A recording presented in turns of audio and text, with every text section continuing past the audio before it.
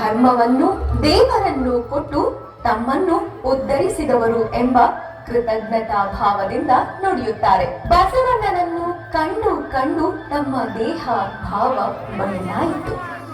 ಮುಟ್ಟಿ ಮುಟ್ಟಿ ತಮ್ಮ ಕ್ರಿಯೆಗಳು ಬದಲಾವಣೆಯಾಗಿ ಬಯಲಾಯಿತು. ನೆನೆ ನೆನೆದು ಮನವೇ ಬಯಲಾಯಿತು. ಅವರ ಮಹಾನುಭಾವವನ್ನ ಕೇಳಿ ಕೇಳಿ ಭಾವವೇ ನಾಸ್ತಿಯಾಯಿತು. ಅಜಾತನಾದ ಬಸವಣ್ಣನವರ ಸಹವಾಸದಿಂದ ತಾವು ಬದುಕಿಕೊಂಡುದಾಗಿ ಅಲ್ಲಮ ಪ್ರಭು ಉದ್ಘರಿಸಿದ್ದಾರೆ. ಶ್ರೀ ಗುರು ಬಸವಲಿಂಗ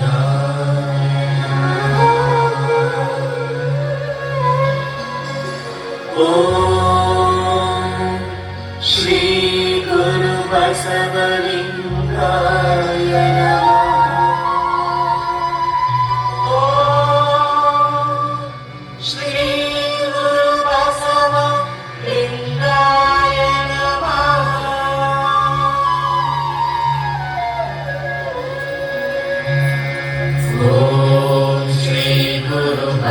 Bye.